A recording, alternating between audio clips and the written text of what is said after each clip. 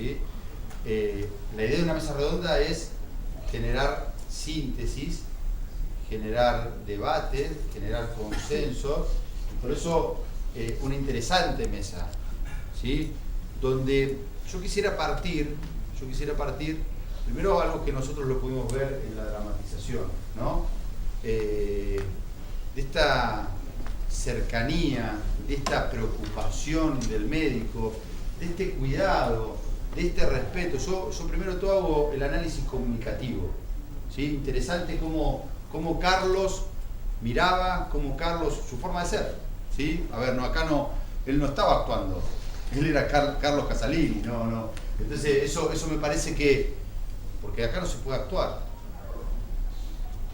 Él, digamos, cómo cuidó también el mundo médico, cuántas cosas que aparecieron ahí, bueno, la paciente se fue, pero hubiera sido interesante también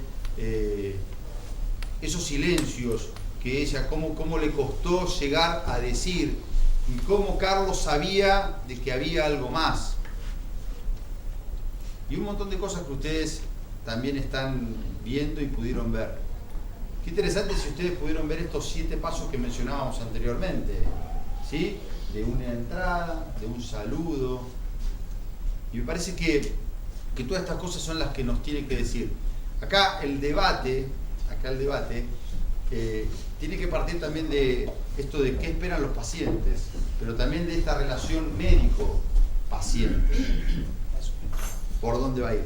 Yo lo que les propongo, para después cerrar con Carlos, porque hay que estar ahí también, yo me saco, y en una situación así, que a ver, esto también es lo que decíamos, todos los días nos enfrentamos a eso.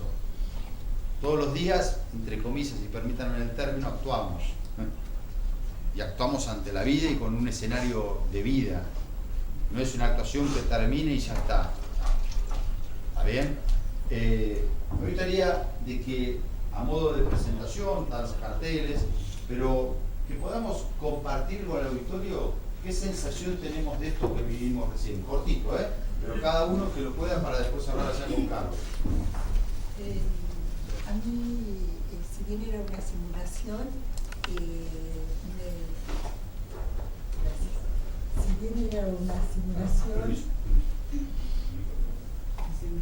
no, no es lo mío. Primero quiero felicitar a Carlos porque realmente estuvo excelente. Si bien esto era una simulación, a mí me transportó a ese momento y realmente me emocionó y me movilizó un montón de cosas. Porque, bueno, después vamos a seguir. Bueno, para mí no fue novedad porque yo pasé por esta situación. Afortunadamente con un médico, primero como Casalini, con mucha delicadeza para tratar el tema, y después con el oncólogo que también fueron muy directos y suaves para dar estas noticias. Bueno, primero término, conozco la personalidad de Carlos Casalini. Creo que lo que dijo Adrián es verdad. Él no estaba actuando, era él. Yo tengo experiencia de él. Y en segundo término, cuando me convocan a la mesa y el tema a debatirse es la comunicación médico-paciente, esa frase parece simple, lo mismo que pareció en la figura externa esta representación, pero creo que eso, justamente lo más simple, siempre es lo mucho más difícil de dilucidar. Por eso me pareció excelente como disparador. Bueno, yo también más o menos opino lo de la mesa, pero a mí me pareció que en esta situación el doctor estaba demasiado tranquilo. Con todo cariño, porque lo quiero mucho. Para dar la noticia. Me refiero, ustedes lo charlan. Y que por suerte hay muchos doctores como él. Bueno, buenos días. Yo también paciente, soy paciente de Pablo Casella, y me pareció que describe un momento muy difícil en el cual es fundamental la manera en que el profesional que uno tiene enfrente lo comunique, lo exprese, y la verdad que me pareció muy bien la forma en que describen en que la paciente llega con una falta de información o comunicación, no quiero emplear los términos equivocadamente, absoluta, y dentro de la noticia terrible que le dan se va de algún modo por lo menos guiada, sabiendo con lo que tiene que hacer.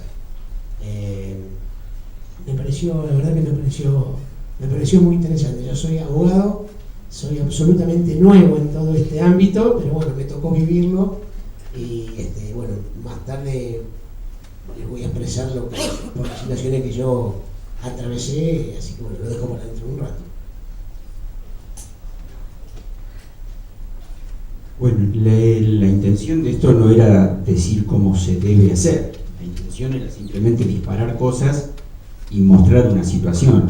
De ninguna manera se pretendía mostrar que el médico que estaba sentado ahí, el que la tiene clara y que hizo todo bien, para nada. Hoy, bien decía Cecilia hace un rato, hay que ver qué pasa por el médico. O sea, nosotros, al menos ahora hablo por mí, cada vez que nos toca una situación de esta, o decirle a alguien su hijo tiene diabetes, no necesita hacer un cáncer, me viene a la cabeza y digo, yo ¿por qué no puse una tienda de Carrefour y listo, no? Digo, ¿qué tiene acá? Y capaz que hasta tenía que probar algo yo, ¿no? Pero bueno, por algo lo habremos elegido, por algo estamos ahí, y también en el fondo se supone que es lo que nos termina gustando, ¿no? Y cada situación de esta va a ser una, porque cada paciente es uno. O sea, yo por ahí diciendo con algo que se dijo acá, de que, porque la gente, ¿qué es la gente? Yo soy la gente. O sea, la gente no existe. O sea, el día que yo tengo un paciente ahí, yo intento, no digo que lo haga, pero intento ver a ver qué paciente tengo. Hoy medio pasó de costadito, pero es creyente o no es creyente, tiene derecho a hacer eso, es musulmán o judío, tiene 70 años o tiene 20, ya se le murieron todos en la familia o es el primero, todo. No pudo ir nunca a un colegio, no tiene una instrucción formal, o capaz que el señor tiene un máster en Harvard, y yo tengo psicólogos con retítulo, y que yo ahí me tengo que poner a ver, tratarlo bien yo desde el punto de vista psicológico, al psicólogo que me podría dar 100 clases, ¿no? Entonces, cada uno que se me sienta adelante es uno, es ese, no se parece a ninguno, y yo puedo haber leído todos los libros, pero hoy estoy jugando este partido. Entonces esto no era querer mostrar lo que tenemos que hacer, para nada, era simplemente disparar cosas. O sea, ¿qué pasa en ese momento que la paciente se me quebró? Y me convenció, porque con Andrea ni siquiera habíamos dicho que ella tenía que llorar. Yo le dije, haz lo que se te antoje, porque yo trabajo de esto, así que cuando empecemos yo te voy a ir diciendo cosas y a vos haces lo que quieras. Yo le juro que le dije eso a la actriz. Y se me quebró y a mí se me temblaron las piernas. Por ella y porque esto me pasa. Me vienen a la cabeza todos los anteriores, lo que le fue bien y lo que le fue mal. Porque el pobre Pablo son todas perdidas para ella. Entonces, era nada más que por eso. Podemos charlar acá. Yo al auditorio le pido también, porque es importante que en una mesa redonda podamos ir también sacando conclusiones, ¿sí? De cada una de lo que dijeron. Me parece que está bueno de que hagamos síntesis. Yo digo, acá la primera vuelta, esto de paciente único y repetible, ¿sí? Digo, esto, hoy cuando empezamos a decir, bueno, tenemos un foco, tenemos un centro, no es la gente, no es los pacientes, no podemos actuar en bloque, no hay fórmulas para todos. Digo, entonces eso, yo haría una primer vueltita problematizando esto. Me parece muy bueno lo que dice Carlos, decir, esto no, ninguno de los que estamos acá queremos venir y decir esto es lo que hay que hacer, porque es imposible. Pero a mí me gustaría que hagamos una vueltita desde los distintos ámbitos de que hoy tenemos la posibilidad de cómo debe ser esto, cómo debería ser, vamos a usar el potencial, al criterio de cada uno, desde su mirada, para poder crear después una mirada común. ¿Está bien? Entonces, bueno, yo no soy experta en comunicación, así que todos sabemos que es comunicación, todo es pido comunicación. disculpas porque voy a hablar como enfermero, ¿no? Y me gustaría hablar del equipo de salud, el triángulo terapéutico, que es el paciente, la familia y el equipo de salud. Porque no tiene sentido el equipo de salud si no tenemos paciente y familia, o si no los tenemos en cuenta. Y muchas veces al equipo de salud le pasa esto cuando no hay posibilidad de curar, que tenemos el desafío mayor, que es cuidar y acompañar a ese paciente y a esa familia.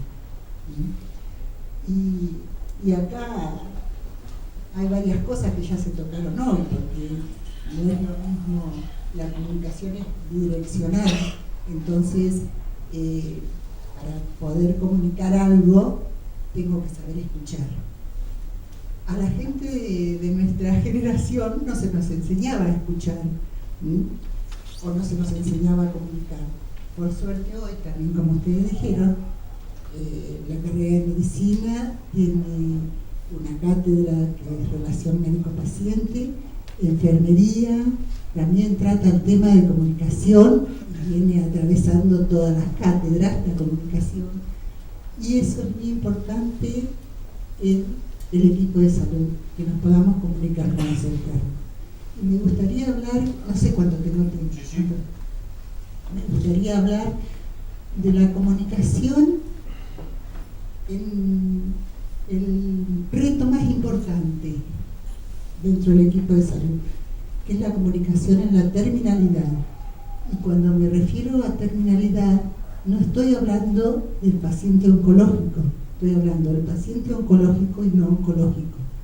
Es a la finitud de la vida humana a la que todos llegamos, y todos vamos a tener un familiar en etapa terminal o terminalidad. Entonces en ese momento se movilizan un montón de emociones y la comunicación se distorsiona. La comunicación se distorsiona y empieza a pasar por canales cerrados donde a veces no se pueden expresar los sentimientos y las emociones. Entonces, ese es el momento en que el equipo de salud debe estar tan atento a las señales mínimas como para poder ayudar a esa familia y a ese paciente. Y no olvidarse que el protagonista de ese momento, de ese proceso, es el paciente. Dejamos de ser protagonistas nosotros, porque muchas veces la familia, por protegerlo, sobreproteger al paciente, crea una conspiración de silencio. Es decir, lo quiero proteger y yo quiero estar informado de todos los temas y no quiero que la persona sufra. Y de esa forma lo único que hacemos es aislar a esa persona, que tiene que ser el protagonista, que tiene que decidir qué hacer, porque es el primero que sabe cómo se siente. Es el primero que sabe cómo se siente. Acá me gustaría contar algo personal que creo que ilustra mucho eso, y qué pasa cuando el equipo de salud no logra esa comunicación. Como ustedes saben, la mayoría, yo ya no hago asistencial, pero cuando estaba trabajando en el hospital, a la mañana hacía mis recorridas y veía a los pacientes todos los días.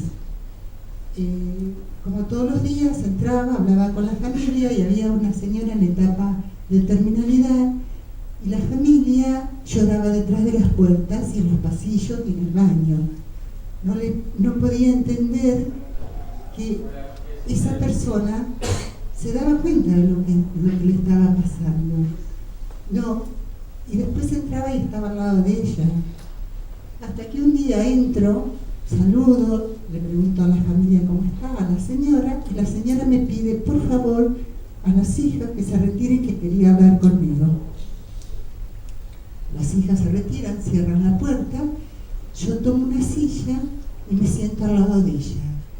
En ese momento me toma las manos, mira por la ventana. Nunca me voy a olvidar de esa mañana porque era una mañana fantástica con un cielo celeste, y me pregunta, ¿vos crees que allá hay algo más? Por supuesto, esa señora falleció a la tarde. A mí me pudo comunicar que sabía la verdad y se estaba despidiendo. Yo siempre me pregunté, ¿en qué falló la comunicación del equipo de salud? Que no logramos que esa familia pueda tener el espacio para despedirse en ese último momento.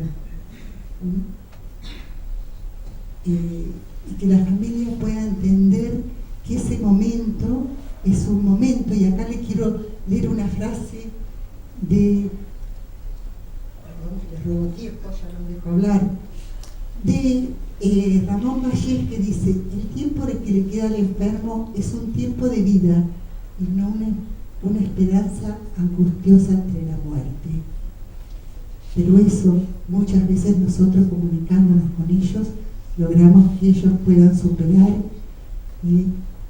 ese dolor, puedan despedirse, puedan tener el tiempo para dejar en orden sus cosas. Y como recién hablábamos con mi compañera, ella dice, ¿cuántas veces los silencios a nosotros nos cuestan? Nos cuestan los silencios, es un problema nuestro, o nos cuesta mirar a la gente a los ojos. El paciente necesita eso, compañía, la familia, que lo miremos a los ojos y que le permitamos expresarse.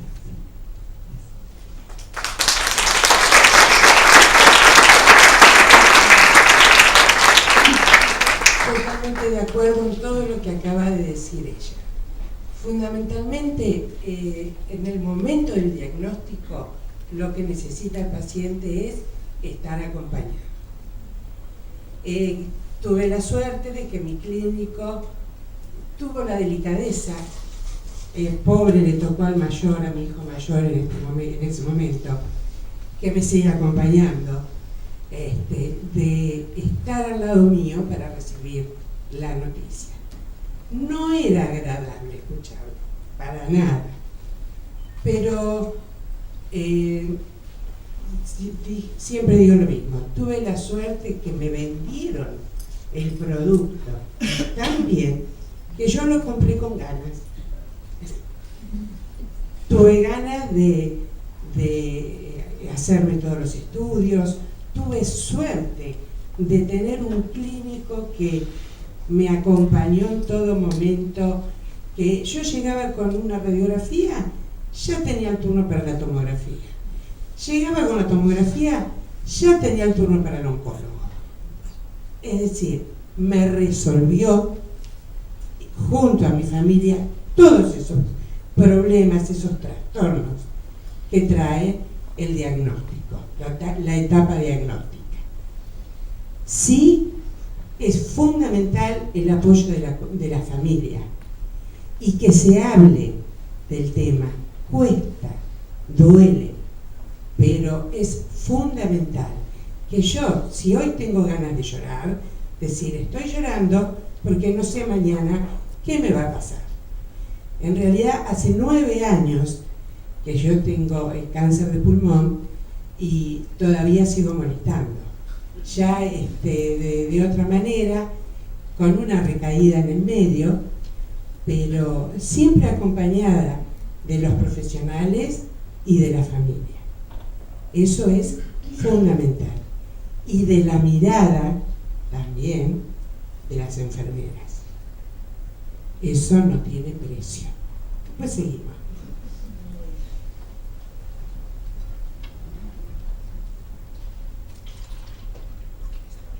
no voy a leer. Sé que podemos estar cansados, pero lo que yo dije anteriormente, la frase, la comunicación médico-paciente, lo que vimos y lo que se ha hablado muestra justamente la complejidad de esto, de este problema de la comunicación. En síntesis, me parece, yo no tengo nada resuelto, tengo resueltas las preguntas, en cierta manera. En síntesis, habría 3 componentes en esta estructura comunicativa que me parecen fundamentales. La comunicación en latín quiere decir comunidad de palabras, intercambiar opiniones. Eso es lo que pensaban los latinos, que me parece que tiene vigencia. Luego, la expresión. No hay comunicación sin expresión. ¿Qué cosa hay en la existencia que no se exprese? Expresar quiere decir, para los latinos, yo vuelvo con eso para...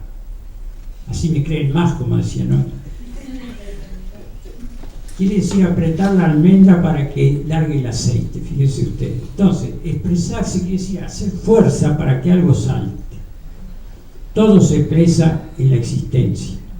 Lo inorgánico, lo orgánico, los animales, todo lo que constituye lo que existe.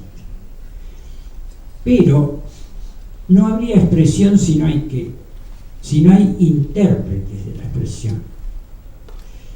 El intérprete es el mediador, el intermedio. También se puede entender como el que traduce algo. Entonces, caemos que esta problemática de la comunicación va a parar a un ámbito filosófico que no voy a entrar a detallar, pero sí, filosofía es lo que busca el sentido de las cosas. Esas preguntitas, ¿por qué existimos? ¿Para qué? Muchos las responden. Y la filosofía intenta también responderla. Entonces, me parece que toda la problemática que muy bien se ha desarrollado acá con la participación de todos nosotros va a caer a una pregunta básica de la antropología filosófica, que es la que intenta descubrir para qué estamos, qué somos, sobre todo qué somos. Entonces todo esto no escapa a esa pregunta, verdaderamente. El único que es en todo lo que existe intérprete de la expresión, ¿quién es? El hombre. Y los seres y ciertos seres vivientes en una escala que va de los seres inferiores a lo superior, como es el hombre. Esta interpretación, ¿qué quiere decir? Nosotros somos como personas intérpretes de nosotros mismos y del otro. Es muy difícil saber quién es el otro. ¿Por qué? Porque siempre entra en mi cavidad, en lo que yo soy y en lo que yo pienso de las cosas. No sé si me entienden, pero lo que pasa es que soy como un receptor que tengo determinadas configuración y yo adapto todo lo que yo percibo y recibo a esa configuración. Entonces, aquí está justamente planteado el problema de la comunicación entre el médico y el paciente. La comunicación puede ser de múltiples maneras, o las personas que intervienen. En el caso del video, eso se desarrolla en el mundo anglosajón. Cuando yo hablaba de cultura, no hablo de cultura culturosa, yo hablo cultura es el modo de ser que tiene cada uno de los habitantes de un pueblo.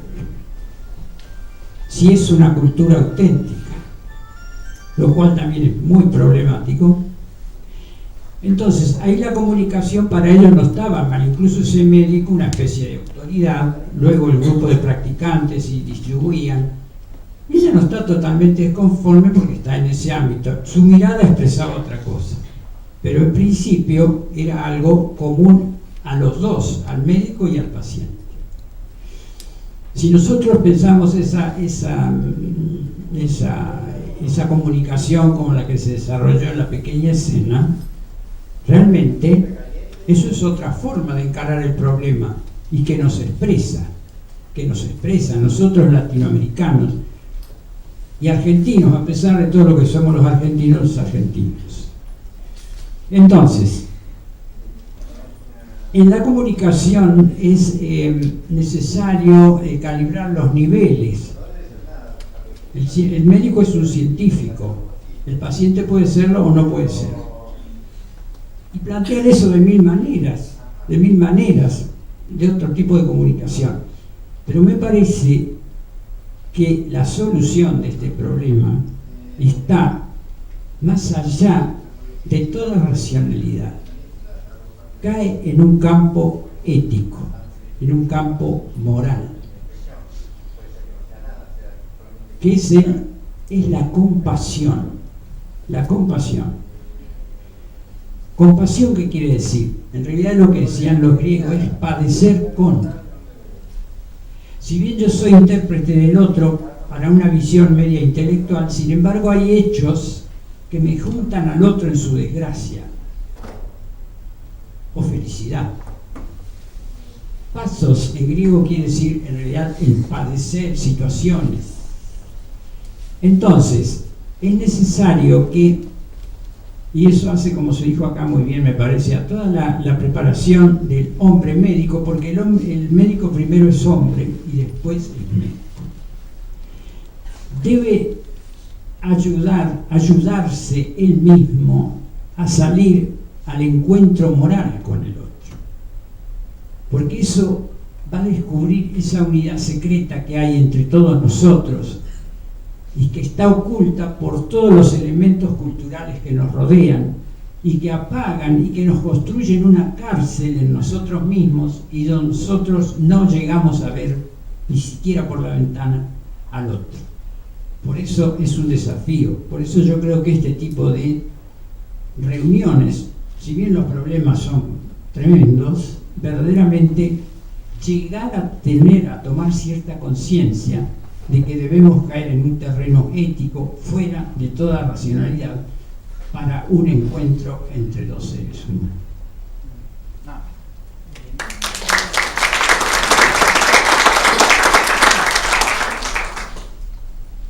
Bueno, yo antes de empezar quería decir dos cosas. Con respecto a eso que dijimos de que la música, te dijo, debe sonar bien, y en el video que la cantante canta fantástico y los músicos tocan fantástico, yo no sé si a todos los que estamos acá nos sonó bien, más allá de la técnica, ¿no?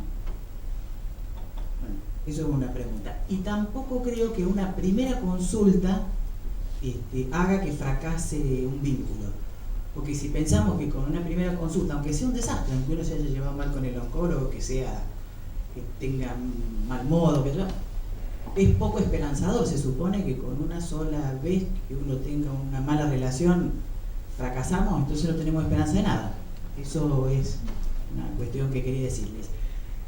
Lo que por ahí, cuando me invitaron a la jornada me puse a pensar que hay miles de artículos que pueden encontrar escritos sobre cómo comunicar el diagnóstico. Hay protocolos internacionales. Por ejemplo, los italianos tienen un protocolo a quién hay que decir y cómo hay que decir. Así, clarito. Al que está deprimido no, al que tiene 80 no, al niño que no. Bueno, los yanquis tienen otro protocolo que hay que decirle a todo el mundo con el consentimiento informado y la hora posible de que capaz que no se muere. ¿Sí? Por eso, ¿qué pasará que nadie se pone de acuerdo y nadie sabe qué, ni cómo decir, ni cómo comunicar? Bueno, yo creo que más allá de cómo uno comunique, yo me puse a pensar en lo vincular, en el vínculo. Vínculo quiere decir unir. En general uno dice, bueno, no se vincula y se une o habla con otro, qué sé yo. Lo vincular en el psicoanálisis tiene que ver con cosas primarias, con sucesos psicológicos. primarios que aparecen en la relación que uno tiene con los padres o con los que a uno lo cuidan. Entonces, ¿qué pasa ahí? De acuerdo a cómo se vaya desarrollando esa relación, uno va a tener vínculos más o menos normales, para no decir normales todo, patológicos o muy patológicos con el mundo, con la vida, si es médico con los pacientes, si es abogado con los clientes, con las parejas, con los amigos. Y esto tiene que ver con una cuestión personal. Entonces, porque siempre uno habla mal de los médicos, yo soy médico y también trabajo con los oncólogos, le digo cualquier cosa, los cirujanos también, pero uno no habla nunca de la angustia que generan estas cuestiones, ¿no? De la angustia que genera transmitir un diagnóstico que puede ser mortal, que genera una angustia de muerte que genera en el paciente. ¿Y qué es lo que generará en el que dice? ¿Por qué hay tantas diferencias en el decir? ¿No? Una cosa es que uno esté un poquito angustiado porque, qué sé yo, se peleó con el dueño, puede ser grave. Toda pérdida es vivenciada de una manera diferente a cómo uno ha vivido las primeras pérdidas. Esto es así. Una comunicación tan traumática como un diagnóstico de una enfermedad que puede ser mortal es un hecho traumático. Un hecho traumático es un hecho que supera toda barrera en que yo no me puedo defender. Entonces la angustia me arrasa la cabeza. En otras cuestiones uno la angustia la puede manejar de otra manera, pero esto es una angustia que se pierde la vida. No es un chiste que perdí el novio, perdí el zapato. Esto es una pérdida total de la vida. Entonces, ¿qué me genera? Como paciente, que me voy a morir ya pasado mañana. Se pierden las expectativas, se pierden. Esto tiene que ver con la angustia. Por eso a veces cuando uno habla mucho de la comunicación, uno habla de la angustia y de lo afectivo. ¿Qué es la angustia? ¿Qué les parece que es la angustia?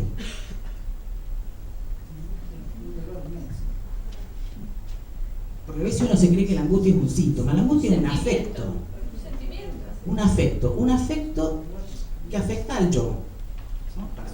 No hace tanto lío de yo, el super yo, afecta al yo. ¿Cómo me va a afectar como paciente? De acuerdo a mi personalidad me va a afectar. De acuerdo a las vivencias, que todas las personas no nacimos de un repollo. No es lo mismo, qué sé yo, ser hijo de inmigrantes, no haber tenido papá, haber perdido el padre de niño, haber perdido la madre de niño, haber perdido un hermano, que generalmente se generan estas situaciones tan ambivalentes. Cuando uno nace un hermano quiere que se muera. En general, bueno, ¿qué con el hermano? ¿Qué pasa si ese hermano se muere en serio? De leucemia. ¿Qué le pasa a ese niño? Claro, la fantasía de muerte de un hermano es fantasía, o que se lo robe, todas esas cosas que uno, ¿viste? Se lo lleve al hospital, alguien que se lo lleve para que yo me quede con mi mamá y mi papá solo, como estaba antes. Entonces, cada uno viene de una estructura familiar distinta, viene de una, de una estructura familiar distinta, familias más funcionales, disfuncionales, con papá y mamá con muchos problemas de todo tipo, psicológicos, de enfermedades mentales graves, porque no solamente el cáncer es una enfermedad grave, sino que la enfermedad mental también causa muerte, que es una muerte social. Entonces, esto de la angustia a mí me parece que hay que remarcarlo, porque a veces, viste, que uno habla de otras cuestiones, ¿no? ¿Y qué le pasa al médico? Que tanto lo criticamos, que esto, que mala onda, que no saluda, que no entra a la habitación, que entra y no saluda, que abre la puerta fuerte, que se pone ahí y no le habla. Yo lo he visto, yo trabajo con oncólogos cristianos. Así escribe, buen día, escribe y no lo mira al paciente, no lo mira. Si uno no puede mirar al del frente, ¿qué te pasa a vos, no al paciente? Y lo que es llamativo, esto es experiencia personal, el paciente pregunta, pónganse que viene mal la situación con una metástasis. ¿Y la metástasis qué es? De todo tipo de huevadas que se le ocurran, contestan. Menos lo que es una metástasis. Bueno, pero eso es por una dificultad propia, pero no es porque sean jodidos los médicos, es porque están angustiados. Esto es lo que hay que aclarar, ¿no? Porque si uno habla mal siempre, yo hablo mal. Yo hablo muy mal. yo me acuerdo con los cirujanos tienen la costumbre, pero yo lo comprendí, yo vale, más vieja, pero cuando era joven me tocaba. Atienden con la puerta abierta en el hospital. Entonces, pasan los cardiólogos, pasamos los psiquiatras, entonces vemos a un tipo todo en pelota, riéndose a gritos, los cirujanos, el paciente también. Entonces una vez yo me puse a mirar y digo, el paciente también se está riendo con esto, a mí me pareció un horror. Entonces siempre decía, cierren la puerta, cerraba la puerta y la abrían, cerraba la puerta, yo pasaba y no decía nada, después que insultaba un poco, digo, no, la voy a cerrar a ver si no se dan cuenta, y la abrían. Esto es angustia. El hecho de tener abierta una puerta es angustia. No es que el cirujano quiera mostrar una panza con una herida que no se puede, que tiene que poner la malla, con una espanta, es angustia. Entonces, si no respetamos estas cuestiones de la dificultad, salvo que es un perverso el médico, salvo que es un perverso, ya no hay manera de, no tiene solución. Pero en general es angustia. Lo que el otro te dice te pega con algo propio siempre. Consciente o no consciente, porque esto hay que fijarse. Hay pacientes que a uno le generan, que a uno les encantan, otro que te dan bronca, otro decir que no venga, que se vaya al municipal que lo atienda otro, ¿no? Te genera, entonces voy a decir, ¿por qué? Si no, todos te generarían la misma cosa. Si vos haces la misma especialidad, todos te generarían lo mismo, pero todos te generan cosas distintas.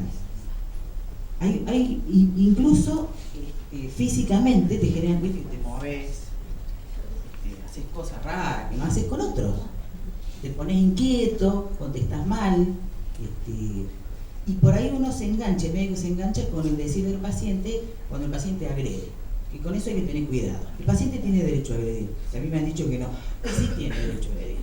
Uno como médico no tiene derecho a agredir, porque el paciente está agrediendo por algo, porque está angustiado también. Y bueno, esa es la cuestión. La cuestión era angustia.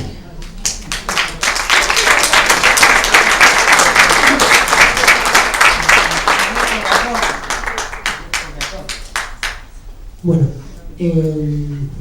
yo en contra de lo que había dicho Adrián, voy a tener que hablar del yo, porque para mí esto es todo nuevo, así que voy a contar un poco la experiencia mía vinculada al tema de la comunicación. Yo, por supuesto, que cuando me enteré que tenía cáncer, a los 2 segundos empecé a calcular cuándo me moría. 2 segundos y medio. ¿Cuánto te queda? La verdad que hice lo que hoy se nombró, fui al doctor Google y lo que primero puse fue todo eso y casi me muero ahí. Exactamente. Y la verdad que logré la información porque era real, lo que yo logré a través de Google era verdad, no era distinto a lo que yo tenía. Pero nadie me lo comunicó, a mí no me supo comunicar la computadora realmente lo que yo tenía y por lo que yo iba a pasar. Pero bueno, mi experiencia fue absolutamente positiva. Yo no puedo opinar de la actuación, qué cosas negativas se ríen, ¿no? Porque yo afortunadamente la experiencia mía fue absolutamente positiva. Tanto que yo hoy digo, cambié la cosa, yo digo que tuve la suerte de enfermarme, porque a través de la enfermedad empecé a valorar un montón de cosas. Y le voy a contar una anécdota que me pasó que tiene que ver directamente con la comunicación. Yo tengo un montón de amigos y cuando se enteró todo el mundo que yo tenía cáncer, un amigo me dijo, yo te llevo a China porque ahí está lo mejor que hay. Y yo para esto ya había empezar a tener relación con mi médico y me empecé a sentir muy cómodo porque lo abatallaba preguntas y me las contestaba y lo llamaba al celular y me contestaba. Y la fecha que me dijo que íbamos a empezar el tratamiento lo habíamos empezado y la enfermera que me atendía me hacía mimo y la verdad me empecé a dar cuenta que todo lo que me iban a hacer en China me lo estaban haciendo acá y en castellano. Pero hoy Adrián dio un ejemplo muy bueno del perfume, que bueno sería que el médico y el médico mío y yo tenemos una locura en común que es el fútbol. y yo me iba a... Se ríe Patricia porque es así. Y yo me iba a hacer el tratamiento y la primera media hora hablamos de fútbol. Y yo estaba hecho pelota, porque me dolían las manos, tenía un catéter, estaba pelado, qué sé yo, pero yo arrancaba el tratamiento y primero me hablaba de fútbol. Y siempre le digo a mi señora, ¿vos te imaginás qué me hubiera dicho a mí un chino cuando yo iba? ¿Qué me iba a explicar un chino 6 meses que duró el tratamiento? ¿De qué hablo con él? Pero fuera de broma, digo, ¿qué le digo al chino? Llego, digo hola, lo único que puedo hablar es hola. Y entonces me hubiera sentado, hubiera estado 4 horas con un chino y me iba y el del hotel sería un chino. Yo me imaginaba esa locura. Todo chino. Y la verdad que, se lo digo en serio, yo agradezco haber tenido la comunicación que tuve y un poco mirando el video, es terrible, es buenísimo cuando la paciente está pelada, acostada, que nadie se aviva, que está pelada, y nadie le dice buen día. Nadie le dice buen día, o sea. Y es muy bueno ese fragmento que pasaste, porque al principio ella pasa en un segundo de ser médica a ser paciente. Y el médico le da un consentimiento que está tan en boga y más con la cuestión legal y eso. Y yo no lo leyó, lo firmó porque necesitaba otra cosa, no ver cómo se cubría ella y cómo se... También que los yanquis tienen otra cultura, hablando un poco de educación. Ellos cuando se enteran, se empiezan a calcular de los seguros de vida, de cómo traspasan la cosa, lo tienen incorporado en su... Y acá la verdad que a mí me importaba un corno todo eso.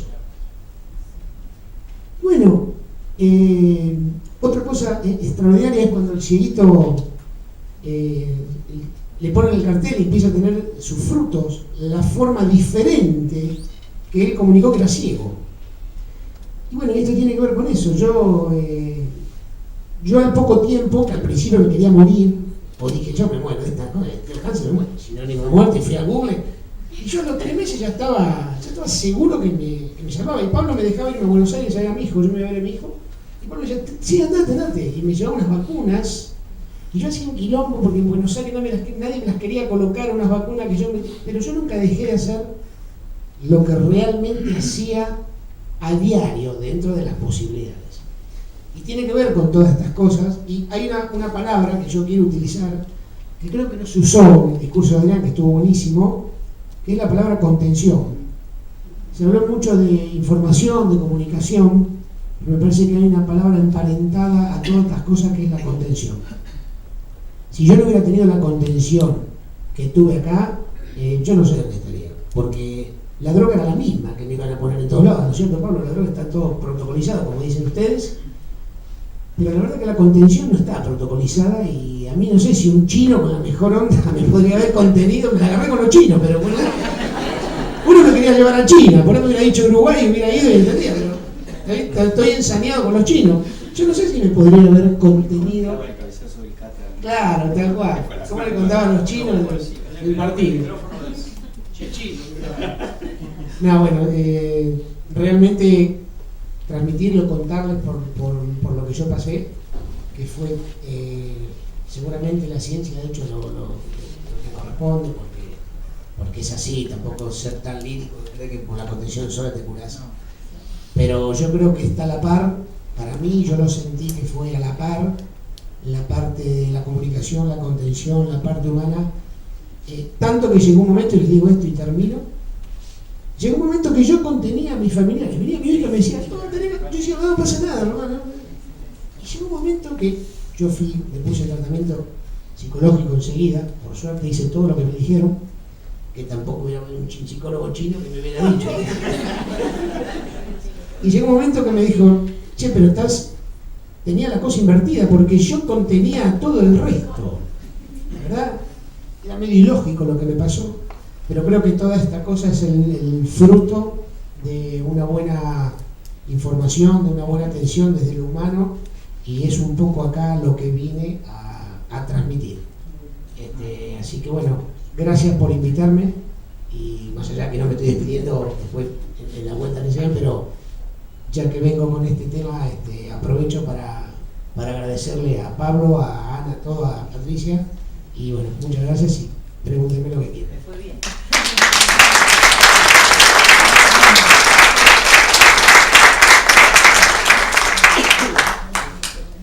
Nada, creo que ya está. O sea, después de esto ya está.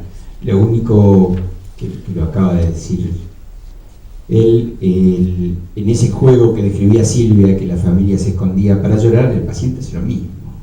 El paciente sabe y esconde para no hacer sufrir a los familiares. Y eso, que, no lo había, que estaba flotando, pero digo, dejarlo explícito nada más. ¿Cuántas Yo voy a palabras? agregar una cosita. Sí. El paciente que llega al consultorio ya va con la sospecha. No es que va crudo. Ya te vas imaginando que algo te está pasando. Y siempre tratamos de pensar lo peor. Nunca nos vamos a imaginar que nos duele demasiado el pecho porque tenemos una anginita. Uno ya va medianamente preparado. Igual el golpe es fuerte. Sí quiero agregar, a raíz de lo que comentó mi colega, que yo también tuve la suerte, eso no se los dije, de haber entrado en un protocolo hace 9 años atrás, ¿no, Pablo? 9 años atrás, con una droga experimental. Pablo, perdón. Y Pablo es partícipe de todo esto.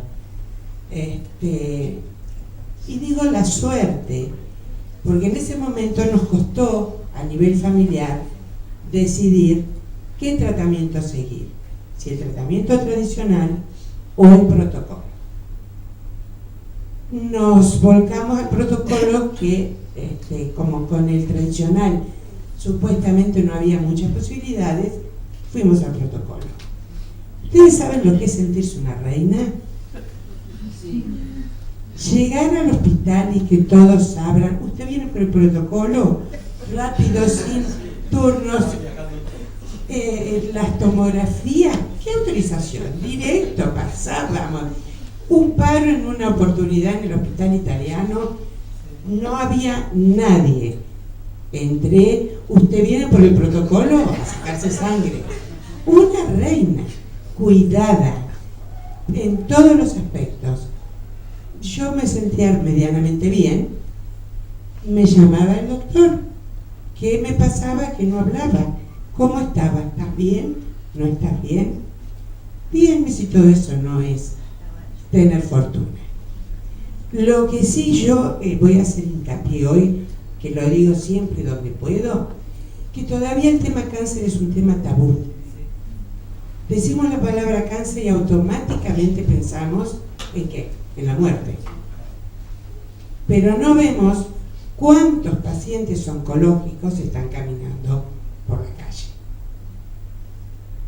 En una época yo empecé a hacer una lista de los que iban partiendo cuando estaba al principio de mi enfermedad.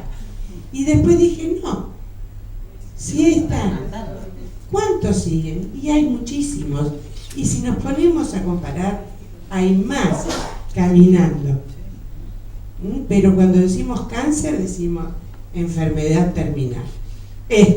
No tiene chance. Y no es así. Siempre hay una oportunidad más en la vida. Gracias.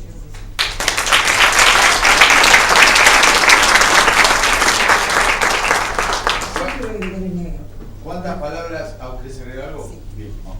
Quiero agregar una cosita porque por eso yo hablé de terminalidad.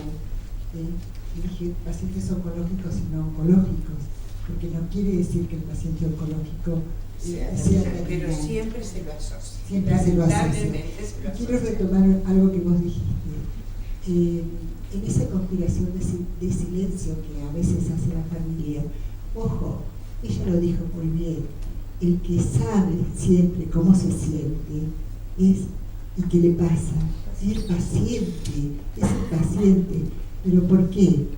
Porque cuando usted me va a decir, sí, Elizabeth Kubler-Ross habla de las etapas del duelo, sí, el duelo sí, va a ser una negación al principio, pero después cuando los síntomas no mejoren y cada vez se sienta más débil y peor, no puede seguir negando. Entonces la persona sabe lo que le pasa, Lo que la familia no tiene que hacer es aislarlo de esa sensación, porque si no se queda solo. Y a veces, muchas veces hacen la conspiración con el médico. No le permiten al médico crear ese vínculo con el paciente. Y el equipo de salud lo tiene que respetar, ¿o no es así, Pablo? Cuando la familia, o bueno, a veces se maneja. Hoy ellos lo pudieron conversar, pero por ahí Gabriel nos puede ayudar más, pero hoy hay problemas enormes legales que tienen que ver con...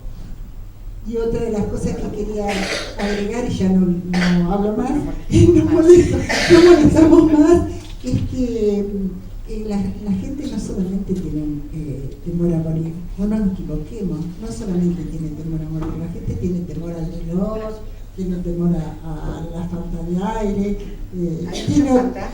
hay muchos temores, tiene temor a morir solo en el llegado momento, a no poder despedirse, a no dejar sus cosas en orden.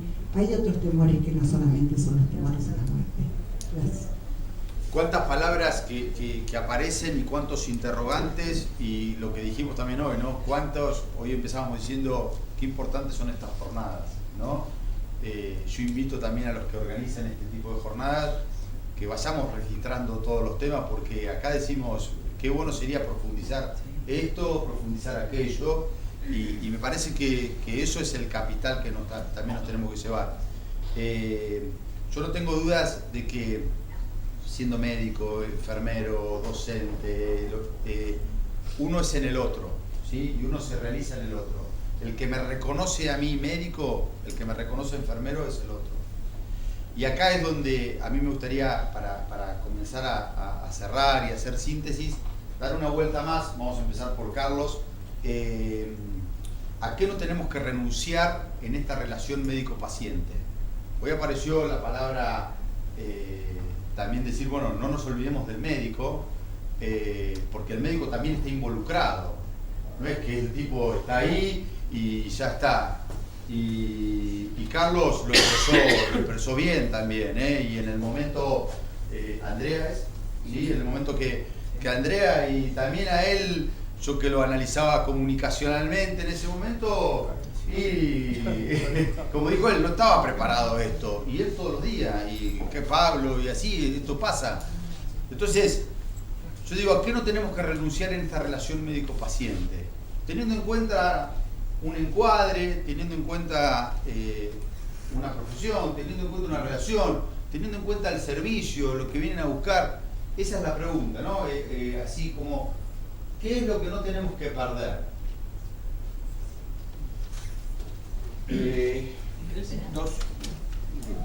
Dos o tres cositas. La primera es al reconocimiento del otro. El respeto al otro, el tener en cuenta al otro, el no perder la brújula, que lo importante es el que tengo sentado enfrente. Creo que eso es lo primero que no tengo que perder. Lo segundo no es solo para esto, sino que creo que es para todo, es la escala de valores. O sea, yo no puedo cambiar el orden de mis valores, y no tengo que renunciar que lo que va primero y lo que va quinto será importante, pero tiene que ir quinto. Si yo todos los días estoy cambiando eso, perdí. Pero no solo perdí acá con el paciente, perdí todos los días. Yo creo que a partir de esas dos cosas después viene todo lo demás.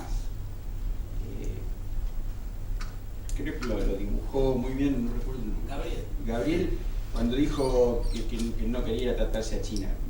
Me traía, como bien decíamos a cada rato, siempre nos traen cosas. Yo tuve que operar a un hijo mío cuando tenía 5 años y había que abrirle el pecho al tipo. Y nos mandaron a un médico en Buenos Aires y nos atendió muy bien y me explicó muy bien lo que hacía, y justo entró otro paciente y dije, bárbaro, ¿viste? Y en el viaje de vuelta charlábamos, ¿qué hacemos? Porque si nos vamos a Buenos Aires se pierden los otros 4 hermanos, nos perdemos los abuelos, nos perdemos los tíos, y lo veremos en Bahía. O sea, y me sentía muy identificado con el tuyo, porque era exactamente la misma anécdota. Tuve la suerte y me salió redondita, pero digo, volví a poner estas cosas en su lugar y dije, el de allá me dicen que tiene más experiencia que el de acá, pero yo tengo otras cosas que si no pronuncio nunca, no voy a cambiar el discurso ahora.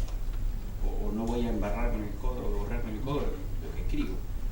Y lo agarró Eugenio y lo dejó 10 puntos y ahí lo tenemos. Y bueno, a mí también me salió bien, capaz que en otros discursos me salía mal.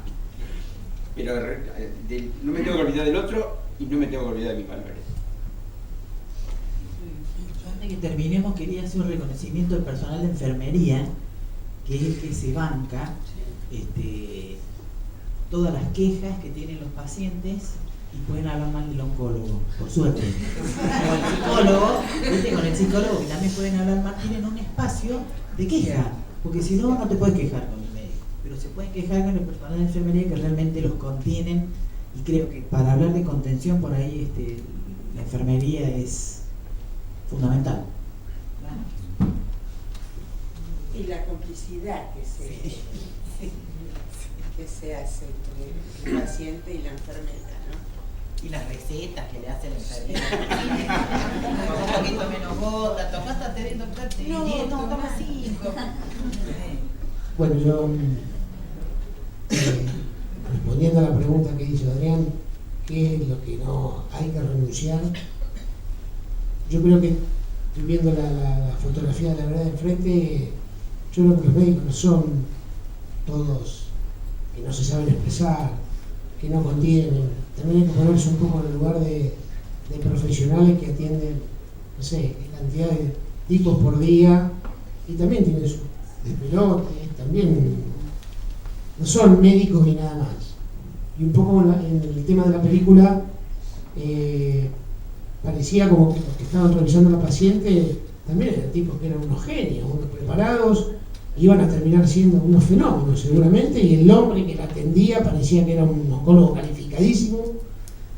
Pero como en todo orden, hoy es tan importante la parte de la comunicación, de la expresión, de la contención, que al no estar eso, hasta termina opacando el conocimiento, el trabajo y hasta la ciencia. Entonces, yo creo que a lo que no hay que renunciar es a los principios fundamentales cuando se tratan de relaciones entre personas, ¿no? Porque uno es médico y el otro paciente, y bien lo dijo, hacemos todo igual. Entonces, si el paciente cree que el médico tiene la culpa, que él se enfermó, y por eso le cree derecho a decirle al oncólogo eso, no tiene nada que ver con tu enfermedad. Y a su vez, si el oncólogo cree que porque tiene 875.000 pacientes no le puede dedicar 10 minutos más a ese que está atendiendo, esos 10 minutos son importantísimos, pareciera que es el tema de la frazada corta. Entonces, me parece que a lo que no hay que renunciar es justamente al objetivo de esta jornada, al dedicarse a la parte de la comunicación, de la explicación. Y yo sé que lleva tiempo y sé que estamos todos locos, y capaz que el médico me está viendo a mí, está pensando que se me está muriendo otro y tiene que llegar corriendo. Pero bueno, eso es lo que hay. Pero en cuanto a la relación médico-paciente, a lo que no hay que renunciar, de ambos lados digo, del lado nuestro también, es justamente a eso. Pero dicen, este es un tarado que no me explicó bien, y yo no te explicó, pero tampoco. Entonces, el tema es mutuo, ¿no? Yo veo que acá están hablando todo desde el punto de vista de los médicos, los enfermeros, pero también los pacientes somos jodidos, todo el mundo. Entonces, bueno, a lo que no hay que renunciar es eso. Sí, tiene derecho. Sí, el médico también tiene derecho a tener mal día, a no tener ganas o no estar de ánimo, o tal vez el médico está enfermo también, porque el médico tiene derecho a enfermarse. Entonces, me imagino que debe haber casos en que un médico enfermo te tiene que, vos le estás exigiendo cosas y el tipo capaz que está enfermo. Bueno, entonces creo que el tema es mutuo, y el mensaje que quería dejarle es ese. Gracias.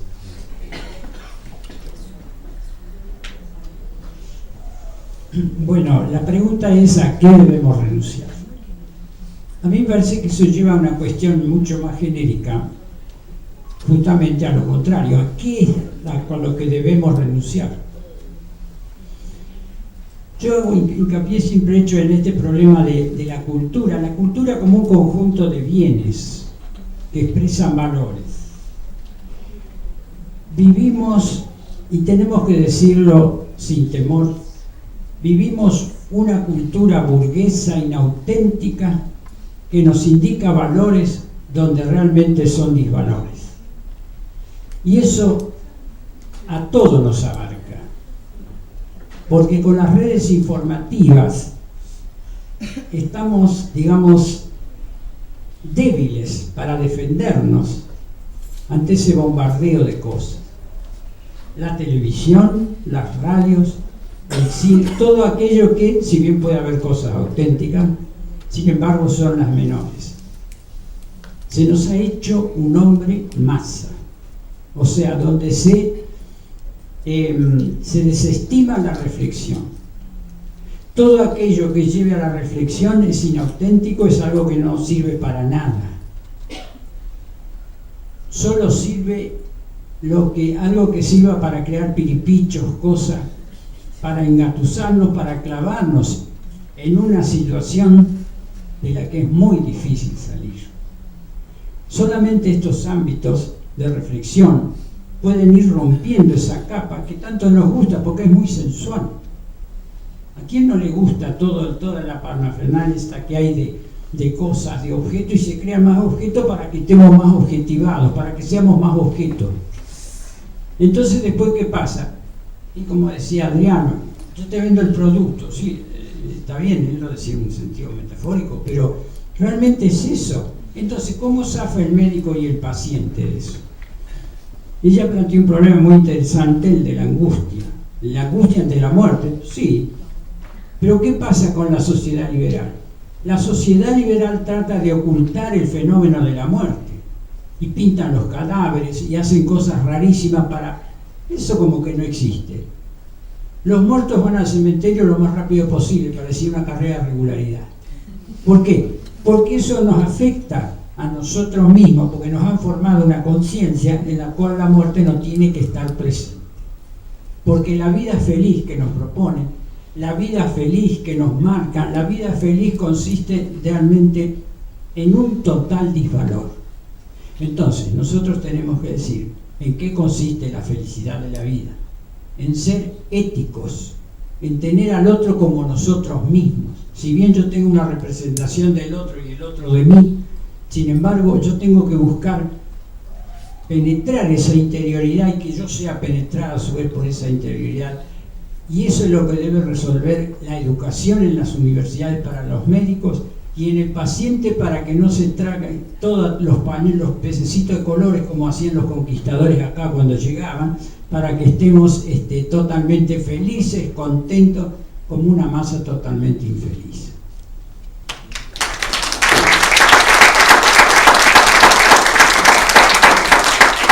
¿Qué voy a decir yo después de estas palabras? Me he quedado, simplemente yo quiero primero agradecerle a mi médico que me invitó a venir, de cara dura vine nomás, y a veces sí ponerme en el lugar de él, cuando por ahí me enojo porque estoy 2 o 3 horas esperando, que viene, tengo el turno de las 3 y salgo a las 7. Pero como dice, a veces le digo, te lo puedo mandar por mail porque me estoy perdiendo horas de sol, y él me tiene mucha paciencia. Entonces, yo solamente eso quiero agradecerle. La paciencia y ese ser humano que está antes que el médico. Nada más.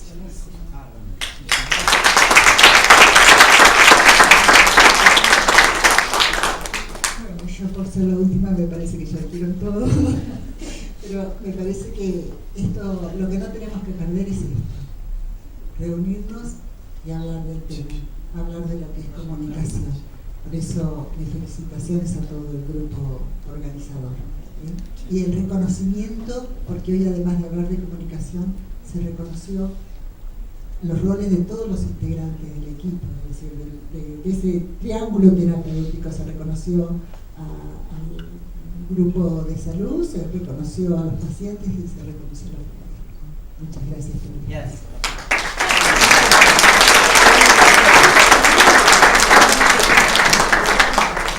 Bueno, entonces, para cerrar, ¿alguien quiere hacer alguna pregunta a la mesa? Me parece que es justo.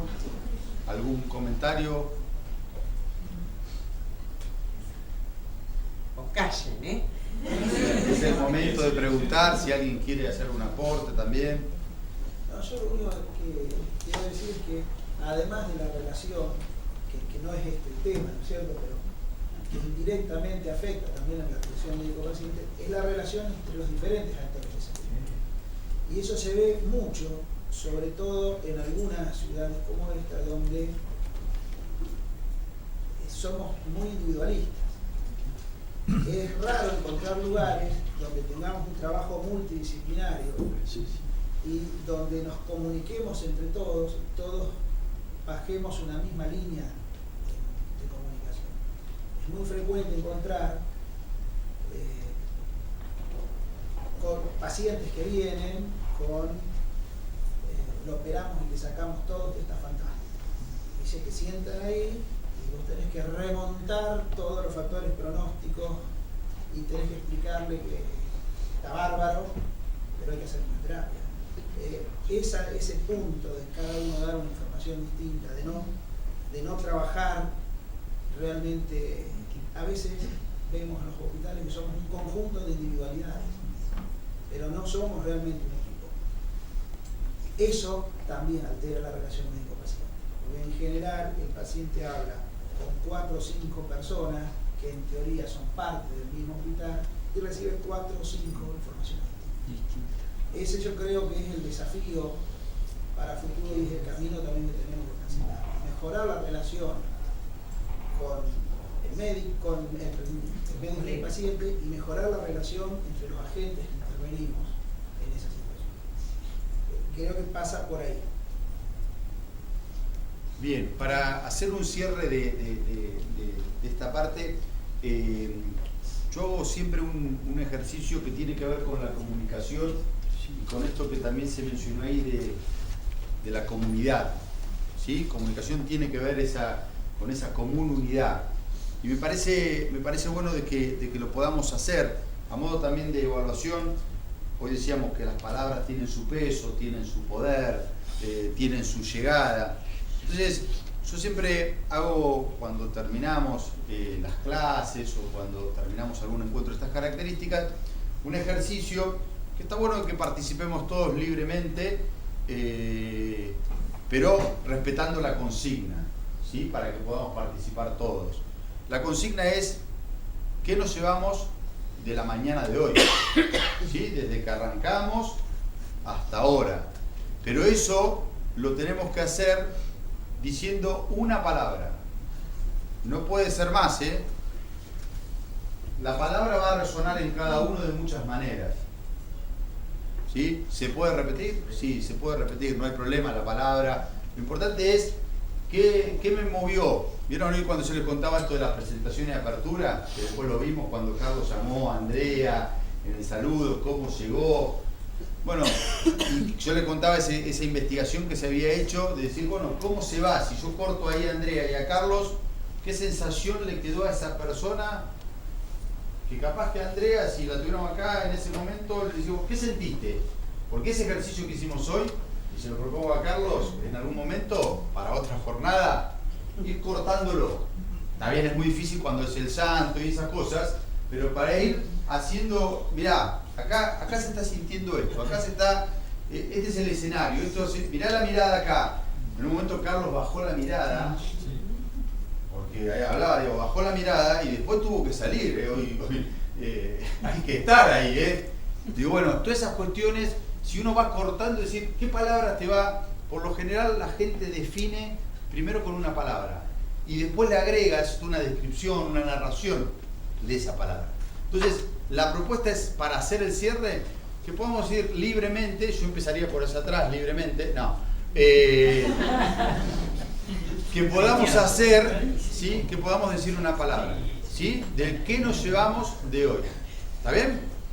Nos tomamos un minutito.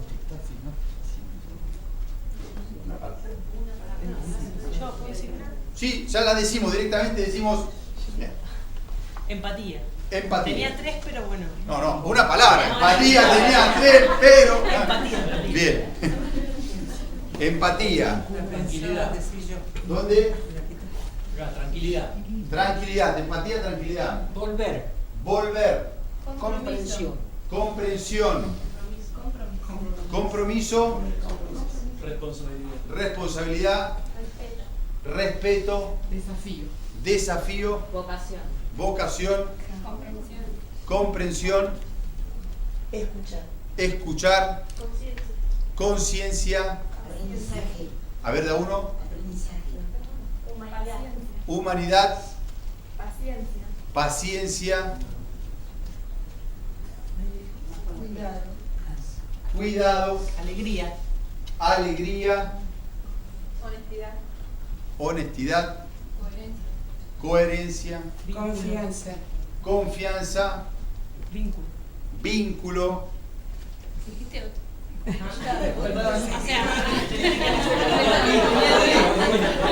Ahora lo va a decir. Bien. ¿Alguna más para compartir? Vivir. Vivir, creer. Paz.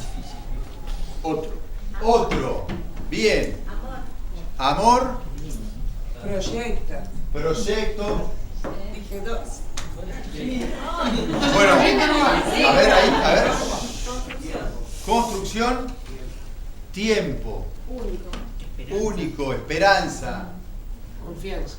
Confianza. ¿Dónde allá?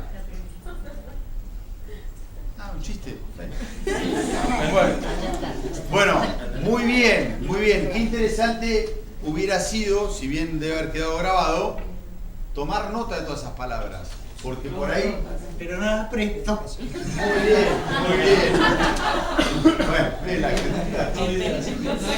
Bueno, no, pero digo, para después poder narrar y hacer la historia de esto. Estos son los aportes. Desde acá hay que construir aportes. Así que bueno, muchísimas gracias realmente y bueno, muchísimas gracias también a la organización. Y a seguir.